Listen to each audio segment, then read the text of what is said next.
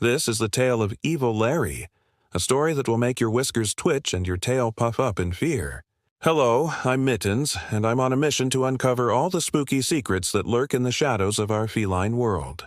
And one of those secrets pertains to a cat so terrifying, so malevolent, that even the bravest of Toms quake in their paws at the mere mention of his name. Evil Larry. Now, as someone who's spent more lives than I'd like to admit exploring the darkest corners of our neighborhood, I think I'm qualified to tell this tale. So, curl up in your favorite cardboard box and let me spin you a yarn that'll have you yowling in terror. You know, when I first heard about Evil Larry, I couldn't believe my ears. I mean, have you ever tried to imagine a cat so wicked that he makes the vacuum cleaner seem like a gentle purr? It's not easy, is it? But trust me, Evil Larry is real, and he's out there, lurking in the alleyways, waiting for his next victim. So, how did we end up here, trembling at the thought of a cat named Larry? Well, it all started on a night so dark, even the moon seemed afraid to show its face. The air was thick with the scent of fear, and an eerie silence had fallen over Whisker Lane. That's when we first heard the blood-curdling yowl that would change our lives forever. I remember it like it was yesterday. I was lounging on my favorite windowsill, watching the world go by, when suddenly a streak of orange fur shot past me, faster than a laser pointer on catnip. It was my friend Ginger, her eyes wide with terror, her tail puffed up to twice its normal size. "Mittens!" she gasped. "You won't believe what I just saw." You won't believe what I just saw. Now, Ginger's always been a bit of a drama queen. Last week, she swore she saw a cucumber in the garden and refused to go outside for 3 days. But this time, something was different. Her whiskers were trembling, and I could see genuine fear in her eyes. "What is it, Ginger?" I asked, trying to keep my voice steady.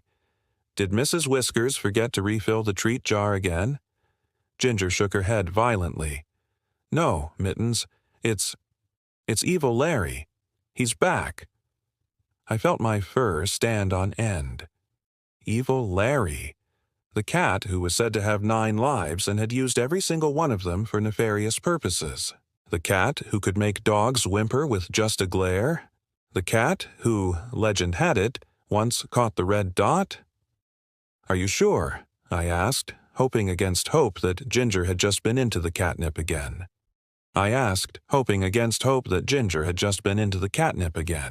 But before Ginger could answer, we heard it.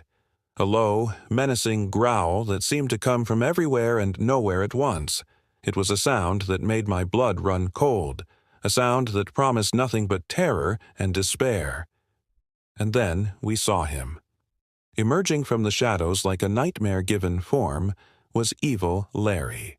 Emerging from the shadows like a nightmare-given form was Evil Larry. His fur was as black as a moonless night, his eyes glowing with an unholy green light. He was massive, easily twice the size of any cat I'd ever seen, with claws that looked sharp enough to shred a scratching post with a single swipe. But it wasn't his appearance that truly terrified me. It was the aura of malevolence that surrounded him. The sense that this was a cat who had seen the darkest depths of the litter box and embraced them. Evil. Larry's gaze swept across the street, and I swear I could hear the potted plants wilting in fear. And then, to my horror, his eyes locked onto mine. In that moment, I knew true fear. It was like staring into the abyss, if the abyss was filled with all the times I'd been caught knocking things off shelves. I wanted to run, to hide under the nearest bed and never come out, but I was frozen, transfixed by Evil Larry's gaze. And then he spoke. His voice was like gravel being dragged across a chalkboard, a sound that made my ears flatten against my head. "Well, well, well," Evil Larry purred, his voice dripping with malice. "What do we have here? A couple of kittens out past their bedtime?" Ginger whimpered beside me, but I managed to find my voice. "We're not afraid of you, Larry," I lied, my tail betraying me by wrapping tightly around my legs. Evil. Larry's laugh was like 1,000 cans opening at once, a cacophony of terror. "Oh, but you should be, little one. You should be." And with that, he vanished back into the shadows, leaving nothing but the echo of his laughter and the lingering scent of fear. For days after that encounter, the neighborhood was on edge. Cats refused to leave their homes, birds fell silent, and even the bravest of dogs wouldn't dare bark after sunset. Evil. Larry's presence hung over us like a dark cloud, threatening to burst at any moment. But as terrifying as Evil Larry was, there was something else lurking in the shadows of our fear. Curiosity. Where had Evil Larry come from? What made him so evil? And most importantly, what did he want? It was Whiskers, the old tomcat who lived at the end of the street, who finally shed some light on the mystery. We gathered around him one evening, a group of trembling cats seeking answers. Evil Larry, Whiskers began, his voice a low rumble, wasn't always evil. Once, he was just Larry, a regular house cat like any of us. We leaned in closer, hanging on every word. But then, Whiskers continued, something happened, something that changed Larry forever. What was it? I asked, unable to contain my curiosity. Whiskers fixed me with a solemn stare. Larry saw the bottom of his food bowl. A collective gasp went up from the gathered cats. We all knew the horror of the visible bottom of the food bowl, that cruel illusion that made us think we were starving, when, in reality, there was still plenty of food around the edges. But surely, I protested, that's not enough to turn a cat evil? Whiskers shook his head sadly. It wasn't just once, it happened again, and again, and again. Until finally, Larry snapped. He vowed revenge on all humans who dared to let a food bowl become even partially empty.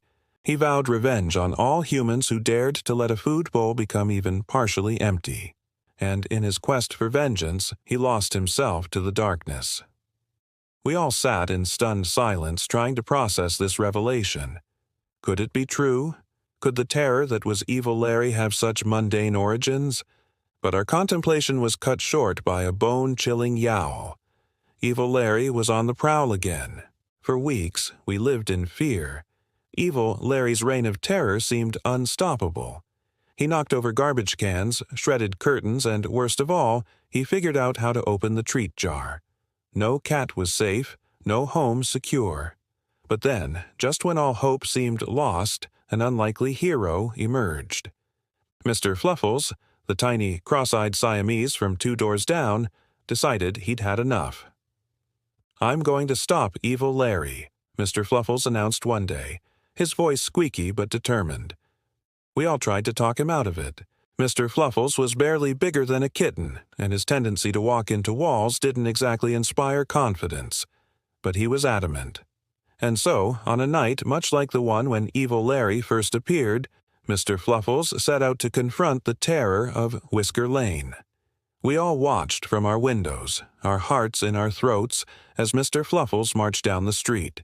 And then, emerging from the shadows like a nightmare-given form, came Evil Larry. The 2 cats faced each other, David and Goliath in feline form. Evil. Larry's growl was like thunder, his eyes glowing with malevolence. But Mr. Fluffles stood his ground. And then, to our utter astonishment, Mr. Fluffles did the unthinkable. He reached into the little pouch he wore around his neck and pulled out a can opener. The sound of that can opener echoed through the night, and we watched in amazement as Evil Larry's demeanor changed instantly. His ears perked up, his tail began to twitch, and was that a purr we heard? Mr. Fluffles calmly opened a can of tuna, the aroma wafting through the air. And just like that, the spell was broken. Evil Larry was no more. In his place was just Larry, a cat who really wanted some tuna. As we watched Larry devour the tuna, then roll over for belly rubs from Mr. Fluffles, we all learned a valuable lesson. Sometimes, the scariest monsters are just hungry cats in need of a good meal and some love. And so, peace returned to Whisker Lane. Larry became a regular visitor, no longer evil, just a bit grumpy if dinner was late. Mr. Fluffles was hailed as a hero, although he did keep walking into walls. As for me, well, I learned that sometimes the best way to face your fears is head-on, or with a can opener and paw. That's it for this tale, my feline friends. Let me know in the comments below if you've ever encountered an evil Larry in your neighborhood. Or maybe you have a Mr. Fluffles of your own. If you enjoyed this furry tale of terror and tuna, be sure to subscribe to my channel so you don't miss out on any more whisker-raising adventures. Until next time, keep your claws sharp and your treat jars full. Meow bye.